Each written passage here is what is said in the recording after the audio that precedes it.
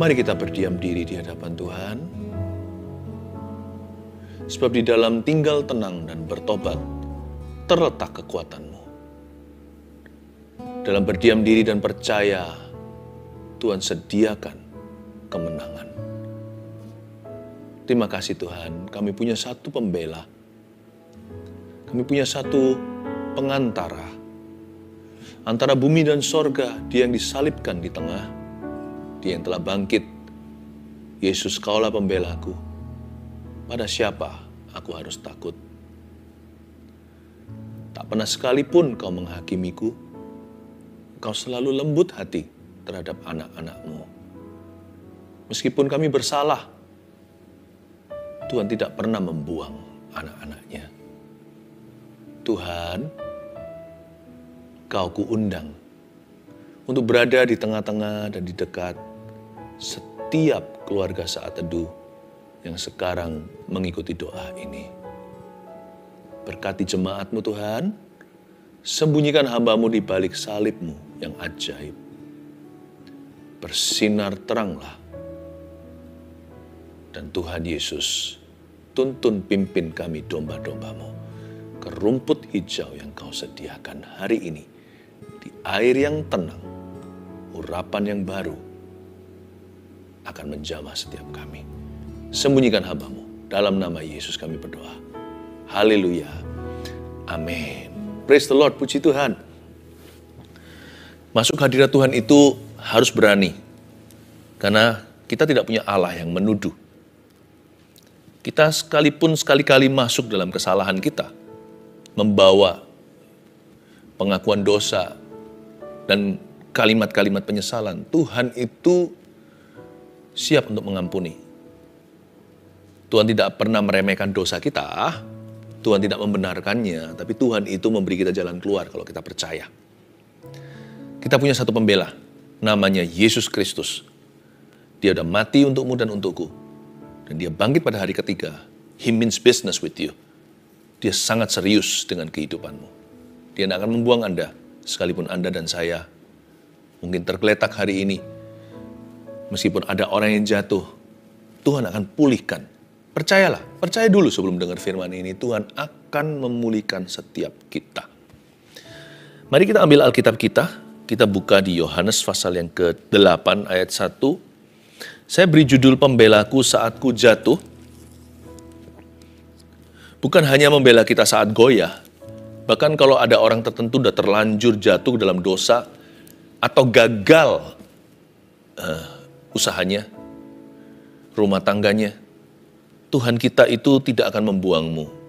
Yesus, Kaulah pembelaku, pada siapa aku harus takut? Ada sebuah cerita yang sangat interesting, sangat menarik hati. Perempuan yang berzina, ini orang yang tertangkap basah. Kita lihat ayat pertama, tetapi Yesus pergi ke Bukit Zaitun. Pagi-pagi benar ia berada lagi di bait Allah, dan seluruh rakyat datang kepadanya. Ia duduk dan mengajar mereka. Maka ahli-ahli Taurat dan orang-orang Farisi membawa kepadanya seorang perempuan yang kedapatan berbuat zina. Mereka menempatkan perempuan itu di tengah-tengah, lalu berkata kepada Yesus, Rabi, perempuan ini tertangkap basah ketika ia sedang berbuat zina. Musa dalam hukum Taurat memerintahkan kita untuk melempari perempuan-perempuan yang demikian. Apakah pendapatmu tentang hal itu? Mereka mengatakan hal ini untuk mencobai dia, supaya mereka memperoleh sesuatu untuk menyalahkannya. Tetapi Yesus membungkuk lalu menulis dengan jarinya di tanah.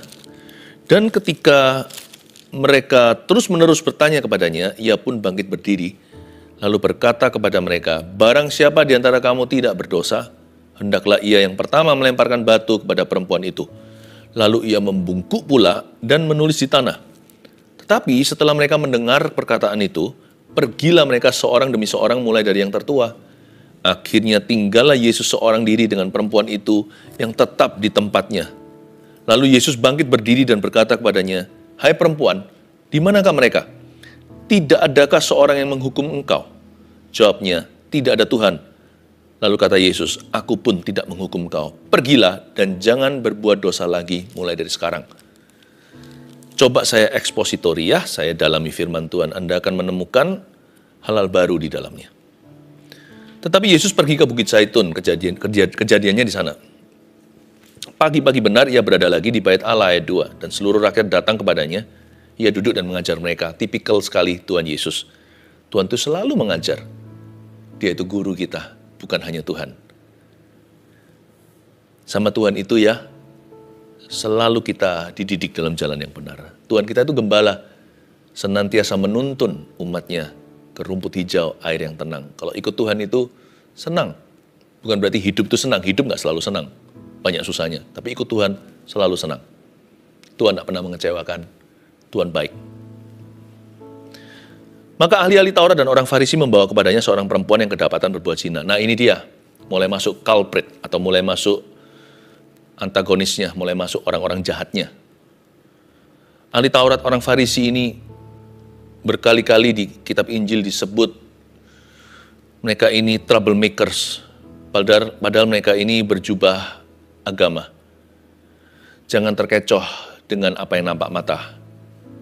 Ada orang tertentu kelihatannya seperti tahu banyak firman, tapi hatinya tidak punya kasih. Dari mana kita itu tahu sebuah pohon itu merek apa? Dari buahnya, bukan dari pengetahuannya. Pengetahuan itu penting, jangan salah paham. Kita harus belajar firman. Tapi yang Tuhan cari pada sebuah pohon adalah buahnya. Buah pertama adalah kasih. Dan Tuhan Yesus ajari bagaimana caranya deal, berurusan dengan orang berdosa. Tapi Tuhan itu lebih dipusingkan dengan orang-orang yang sok suci. Kita jangan jadi kedua-duanya. Karena kita sudah ditebus dengan darah yang mahal, kita jangan jatuh ke dosa lagi. Tapi kita juga jangan sok suci. Jangan lupa loh. Yang namanya kacang jangan lupa kulitnya. Kita jangan pernah pikun siapa kita sebelum Tuhan menyelamatkan kita. Sama saja kita juga orang berdosa yang berlumuran darah. Darah Yesus anak domba Allah. Ayat 4, mereka menempatkan perempuan itu di tengah-tengah. Lalu berkata kepada Yesus, Rabi, perempuan ini tertangkap basah ketika ia sedang berbuat zina. Tunggu sebentar. Ada sesuatu yang off. Can't you see? Bisakah Anda melihatnya? Mereka menempatkan perempuan itu di tengah-tengah. Ini kan perempuan yang berzina. Dia tertangkap basah sedang berbuat zina. Berarti ini bukan percabulan. Dia bukan berbuat seks dengan dirinya. Dia melakukan persetubuhan dengan seseorang. Loh kok nggak fair ya? Mereka hanya menempatkan sang perempuan di tengah. Mana cowoknya? Pernahkah kita sangka kalau dalam cerita ini seringkali kita baca, kita tidak memperhatikan detailnya. Saya selalu bertanya, mana laki-lakinya? Bukankah dibutuhkan 2 orang untuk berzina?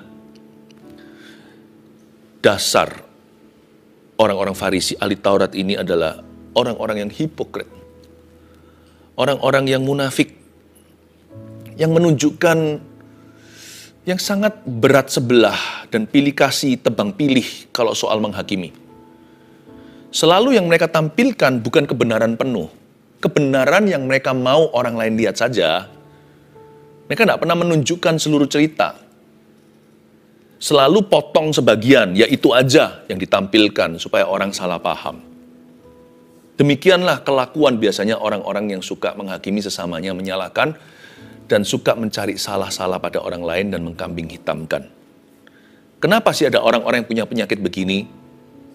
Karena mereka sendiri tidak mau diketahui dosanya. Orang-orang demikian itu suka menyalahkan orang lain supaya kesalahan mereka sendiri diabaikan. Tuhan paling gak suka sama orang yang kayak begini. Tapi jangan khawatir, penghakiman itu milik Allah. Urusi saja hidupmu sendiri dan bantu orang lain yang membutuhkan. Yang beginian itu urusan Tuhan. Saya waktu renungkan lagi ayat 4, mereka menempatkan perempuan itu di tengah. Saya mulai curiga, tapi ini hanyalah kecurigaan. Nggak tentu terbukti ya. Saya mulai mikir the possibility, kemungkinan bahwa ini adalah sebuah setup atau sebuah jebakan. Bisa jadi loh ya, cowok yang berzina dengan wanita ini adalah salah satu daripada mereka. Orang Farisi ahli Taurat. Kok bisa begitu? Begini. Hukum Musa itu tidak pernah diberikan untuk merajam atau melempari dengan batu siapa saja yang dicurigai oleh masyarakat.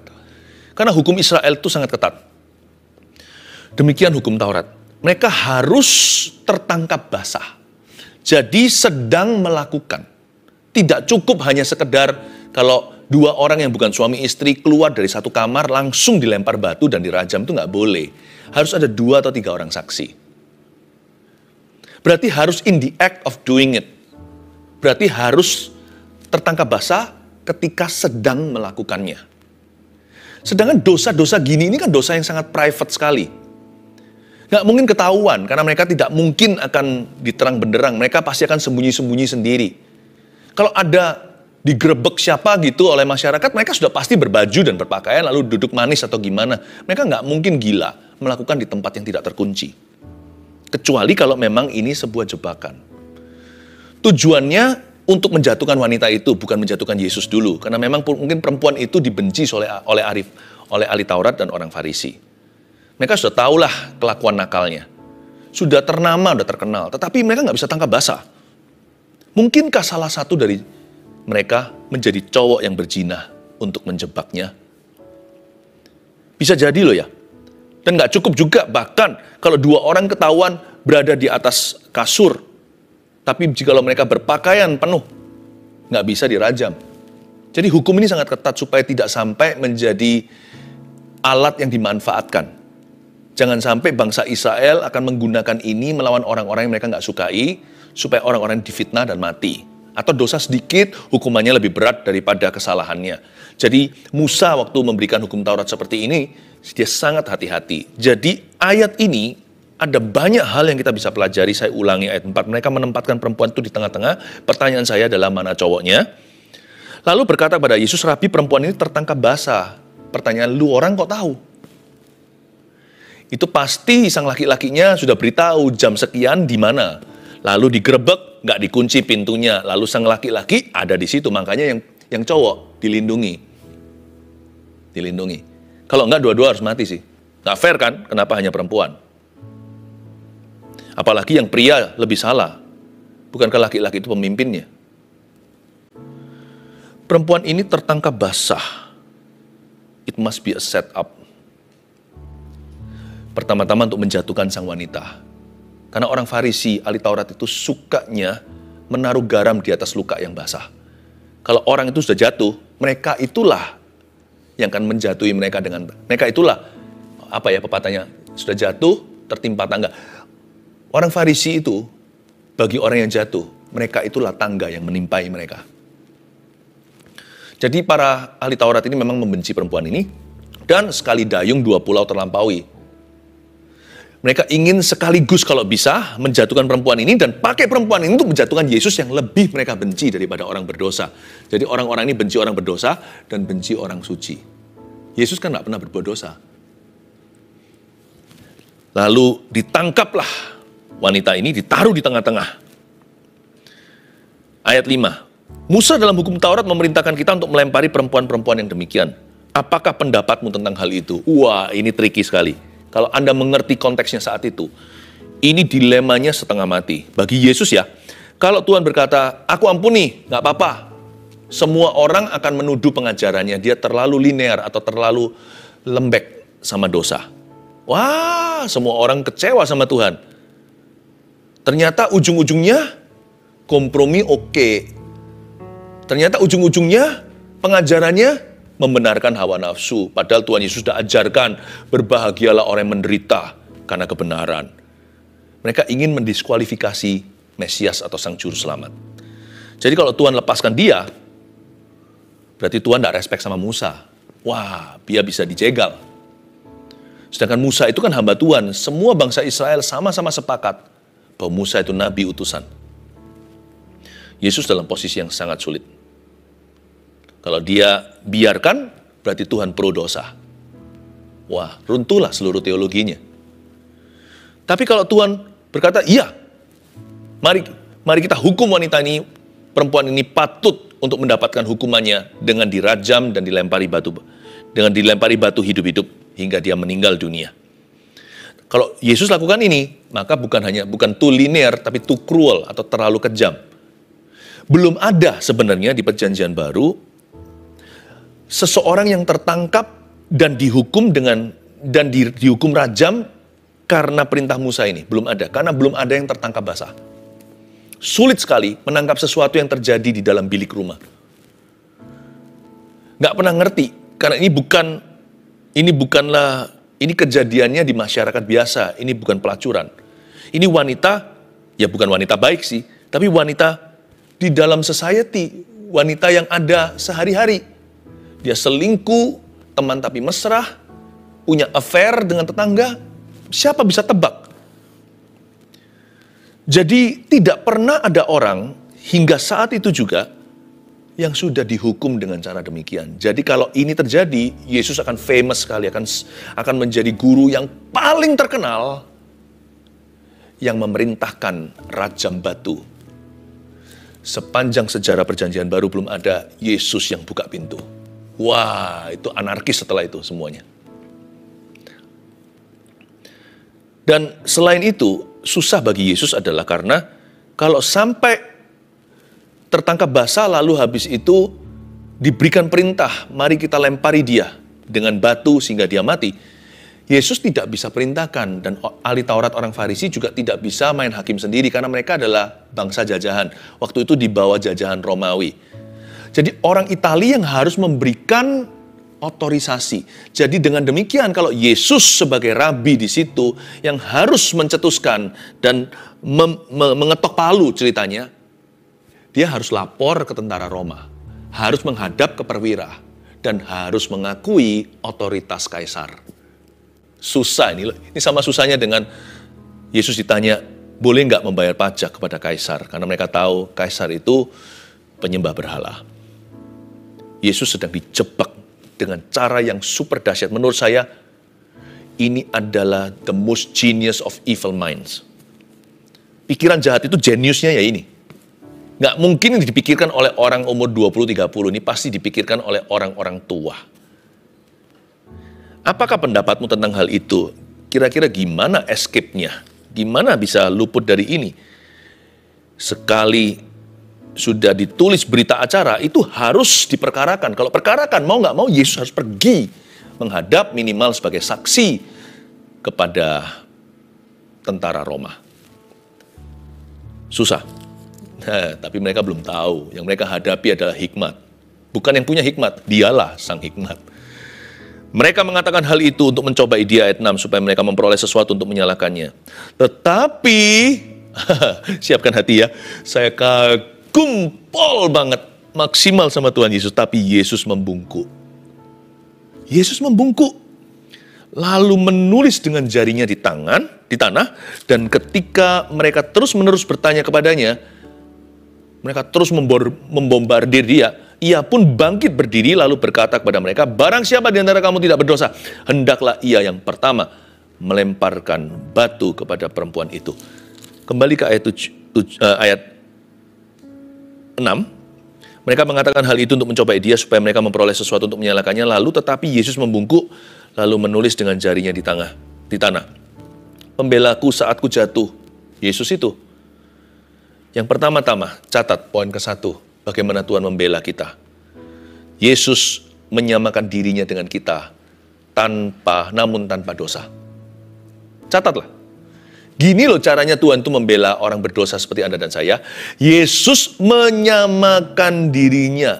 Dia nge-level ke kita yang gak level sama sekali. Coba pahami kalimat ini. Yesus membungkuk lalu menulis dengan jarinya di tanah. Yesus itu stoop low. Kelihatannya sang wanita itu ketika ditaruh di tengah-tengah, dia rebah. Lemaslah, dia tahu dia segera berjumpa dengan ajalnya. Dia akan segera mengakhiri usia. Siapa nggak takut sedang dikeroyok masa? Dia perempuan lagi. Nah, Yesus itu stoop solo, dia itu membungkuk. Bukan untuk menulis, pertama-tama untuk nge-level dengan perempuan berzina yang sedang sebentar lagi menemukan ajalnya. Dari sini kita tahu bahasa tubuh Sang Juru Selamat. Yesus itu selalu, He always identifies with you and I. Itu bahasa Inggrisnya. Yesus selalu menyamakan dirinya dengan kita. Namun bedanya, dia tanpa dosa. Kita ini orang berdosa. Dia menyamakan dirinya. Saya ingat waktu anak-anak saya masih kecil, mereka itu bisa kompak, itu saya senang sekali. Gimana caranya? Suatu hari ya saya kasih contoh. Salah satu anak saya itu dihukum sama kami karena nakal. Saya beritahu, hayo, gitu ya. Singkat ceritanya, kamu harus terima disiplin, bukan hanya nasihat. Pada waktu saya lagi didik anak saya yang satu yang sedang bersalah, anak yang lainnya kompak sama saudaranya, berdiri di sampingnya. Pada saat saya lagi bukan emosi sih, waktu itu saya lagi tegasnya, saya tanya, ngapain kamu di sebelah saudaramu? Ya diam aja. Lucu sih, anak kecil kan, diam aja. Kamu mau minta dihukum sekalian? Diam aja. Dari situ agak geli sih, tetapi saya terharu juga melihat bagaimana mereka saling bela. Akhirnya dua-dua kami grounded atau saya setrap. Saya bilang, kembali ke kamarmu, tidak boleh keluar. Udah di kamar. Saya nggak pernah pakai kekerasan untuk mendidik anak. Saya ambil privilege atau saya ambil ambil hak-haknya mereka. Dan saya ambil hari itu hak mereka untuk keluar, untuk jalan-jalan, untuk mainan. Saya bilang, kembali ke kamar. Waktu kembali ke kamar, dua-dua masuk. Yang salah masuk, yang nggak salah juga masuk ke dalam. Andai kata di kamar saya suruh dia 1 jam, setengah jam saya keluarkan. Bukan karena yang salah, saya keluarkan karena saya kasihan dengan yang nggak salah.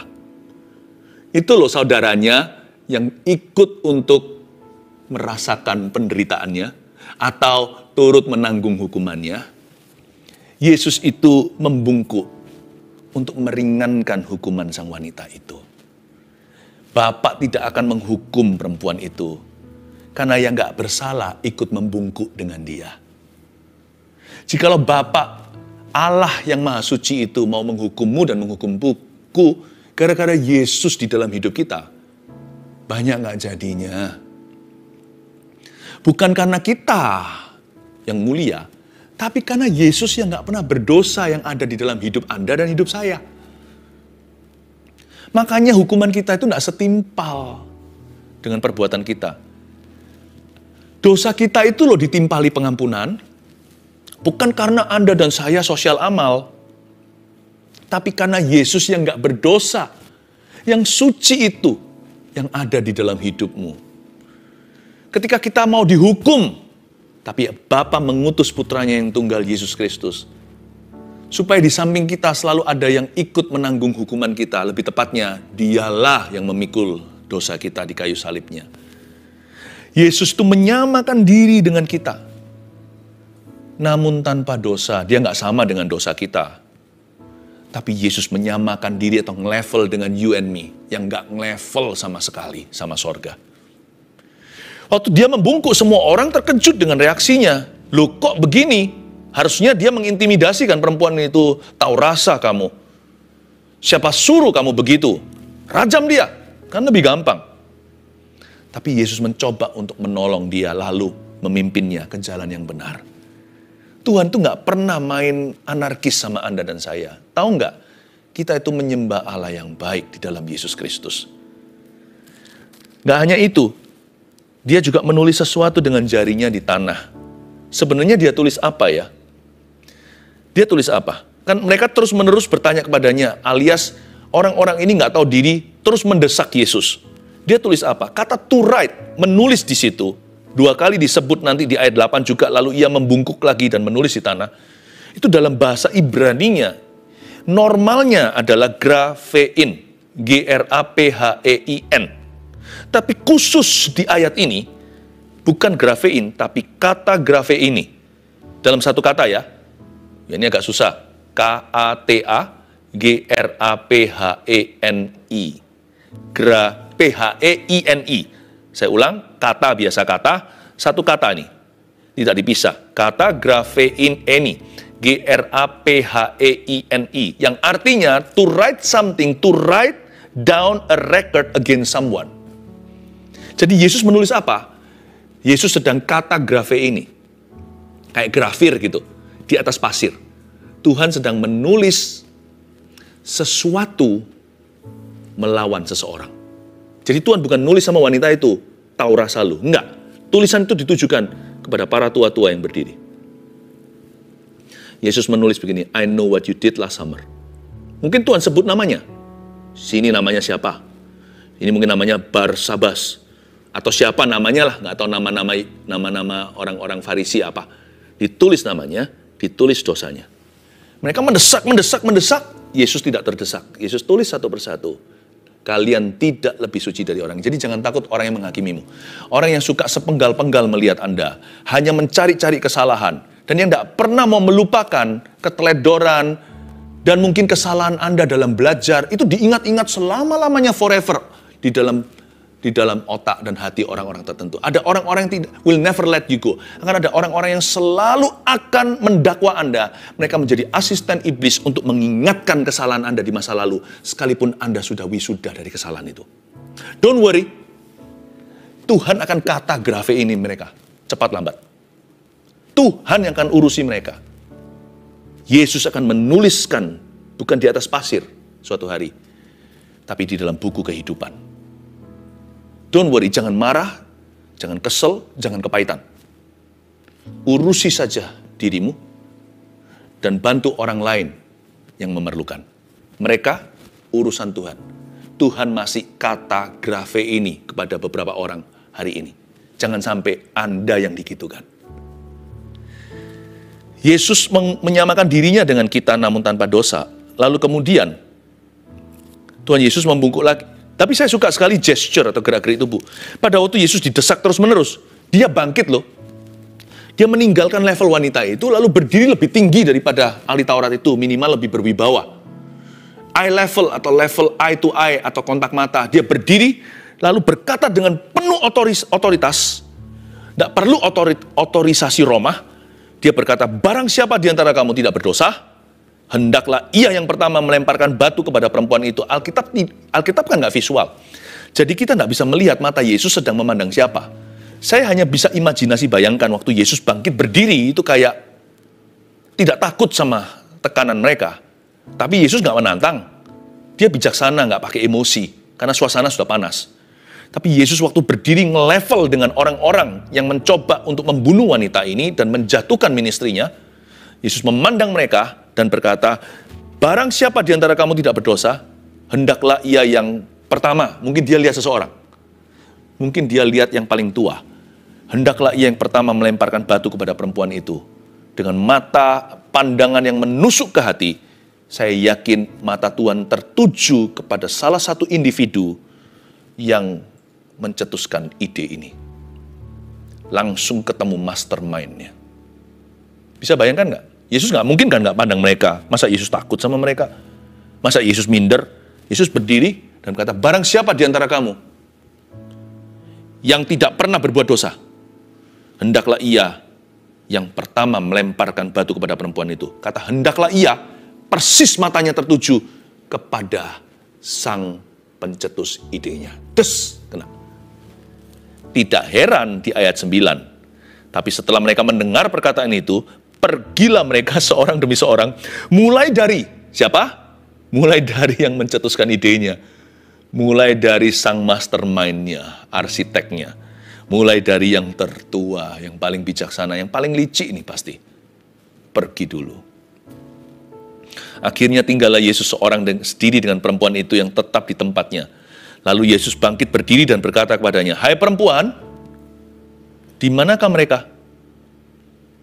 Setelah orang-orang itu pergi semuanya, Yesus kembali membungkuk. Kalau Yesus berdiri tinggi, perempuan itu kan takut. Di dunia hewan aja tahu. Ada binatang tertentu kalau terancam, dia berdiri supaya menipu, supaya menunjukkan kepada predator atau yang ingin memangsanya atau yang membahayakan pups atau anak-anaknya atau sarangnya. Dia berdiri untuk menunjukkan bahwa dia besar, padahal dia hewan yang lebih kecil. Bayangkan, perempuan ini merasa begitu kecil hari itu. Dia sudah merasa seperti tidak berharga dan sampah. Dia merasa tidak layak sama sekali, wong dia sudah jatuh. Kalau Yesus berdiri ngomong sama dia, hai perempuan, di manakah mereka semua? Dia malah ketakutan. malah terusir keluar dari hadirat Allah sekalian. Tapi Yesus membungkuk ketika satu persatu mereka itu pergi, dimulai dari yang tua. Lalu Yesus setelah itu berkata sama dia. Yesus bangkit berdiri dan berkata kepada perempuan itu, di manakah mereka? Yesus bungkuk dulu untuk mencipta percaya. Ketika Yesus akhirnya berdiri, wanita itu udah ready untuk melihat matanya. Yesus membungkuk untuk menjemput dia dari levelnya dia yang gak nge-level sama sekali sama Tuhan. Lalu Yesus berdiri dan bertanya kepadanya, hai perempuan, where are they? Di manakah mereka? Kali ini Yesus berbicara seperti seorang hakim yang berwibawa. Where are they? Wah, itu perempuan setengah rasa aman, masih ada takutnya. Mau diapakan? Waktu berdiri kan Yesus kelihatan lebih besar, jauh lebih besar. Hai perempuan, di manakah mereka? Dia ada khawatir dan gentar. Jangan-jangan inilah hukumanku. Sekarang pasti aku tidak lolos lagi. Tidak adakah seorang yang menghukum kau? Jawaban ini seperti air dingin di Sahara panas. Seperti orang yang disiram dengan hawa sejuk ketika dia dehidrasi total.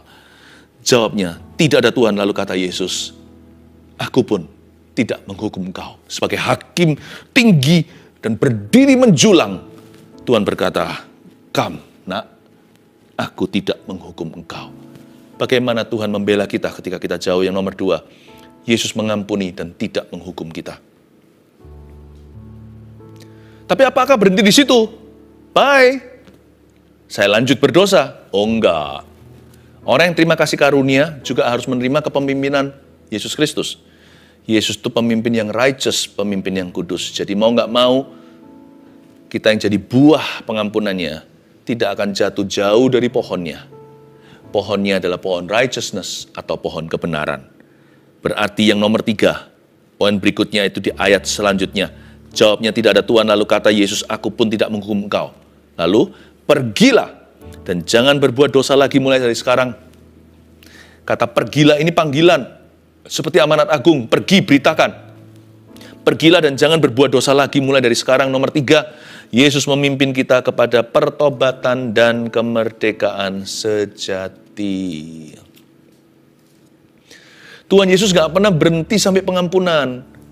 Karya pengampunan memang selesai di kayu salib ketika Yesus berseru, it is finished, atau sudah selesai. Tapi karya Kristus di hidup kita belum selesai sampai kita merdeka. Merdeka di sini bukan free to sin atau bebas untuk berdosa. Merdeka di sini adalah free from sin. Tapi bebas atau merdeka dari dosa. Saya sudah nggak perlu lagi berdosa. Sekarang saya punya tujuan yang mulia. Saya nggak perlu lagi jatuh. Kan bangkit itu bisa bersama Tuhan, tiada yang sukar, bukan? Sekarang saya menemukan jalan yang lebih tinggi. Jalanmu lebih tinggi dari jalanku. Kalau Yesus yang mimpin kita, the complete work of Christ atau pekerjaan Kristus yang lengkap dalam kehidupan kita itu tidak lengkap sampai kita mengalami kemenangan. Dan kemenangan itu selalu dimulai dengan 101. Step number 1 atau langkah ke-1 adalah pertobatan dulu.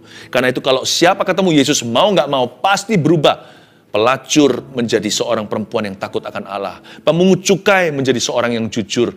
Seorang nelayan yang nggak percaya menjadi seorang rasul iman.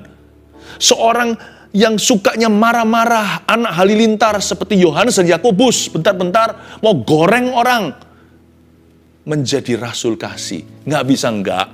Kalau ketemu Yesus, pasti dituntun ke pertobatan yang sejati, bukan pura-pura. Dan pasti ujungnya adalah kemerdekaan dari dosa. Karena kita punya tujuan yang mulia. Bagaimana cara Yesus membela kita ketika kita jatuh? 1, Yesus menyamakan dirinya dengan kita, namun tidak berdosa. Namun tanpa dosa, maksud saya. 2, Yesus mengampuni dan tidak menghukum kita. Jadi jangan takut mendekati hadirat Allah, karena Tuhan marah. Siapa bilang? Setan yang berkata demikian. Tuhan tidak murka. Yang ketiga, Yesus memimpin kita kepada pertobatan dan kemerdekaan sejati.